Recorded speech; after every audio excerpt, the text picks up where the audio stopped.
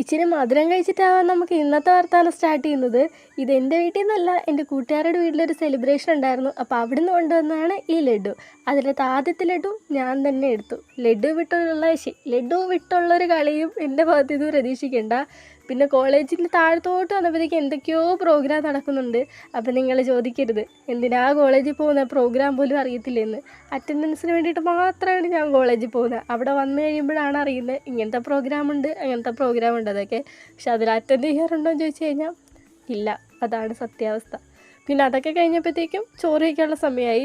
അറ്റൻഡൻസിനും food കഴിക്കാൻ വേണ്ടി മാത്രമാണ് ഞാൻ കോളേജിൽ വരുന്നത്. ഞാൻ മാത്രമല്ല, എൻ്റെ കൂടെയുള്ളവരും എന്ന് ഞാൻ പറയുമ്പോൾ അവർ ഈ വീട് കാണുമ്പോൾ എന്നെ തലക്കെട്ടടിച്ചില്ലെങ്കിൽ ഭാഗ്യം.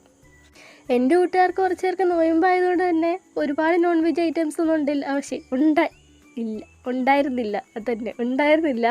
അധികം വെജിറ്റേറിയൻ ഫുഡായിരുന്നു.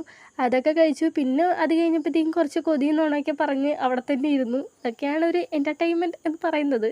കോളേജ് വന്നു കഴിഞ്ഞാൽ എന്തെങ്കിലുമൊക്കെ വേണ്ടേ സമയം പോകാനായിട്ട്. പിന്നെ അത് കഴിഞ്ഞ് വീട്ടിൽ വന്നപ്പം അമ്മയുടെ കൂടെ പുറത്തോട്ടൊന്ന് പോകണമായിരുന്നു. ഞാൻ ചോദിച്ചു എനിക്ക് മിഠായി വാങ്ങിച്ചു തരുമോ എന്ന് ചോദിച്ചപ്പോഴത്തേക്കും വാങ്ങി തരാൻ വരുമോ എന്ന് ചോദിച്ചു. അപ്പോൾ ഞാൻ പറഞ്ഞു പിന്നെന്താ, ഞാൻ വരാമല്ലോ. അതേ കഴിഞ്ഞ് ATM പോയിട്ട് പൈസ എടുത്തു.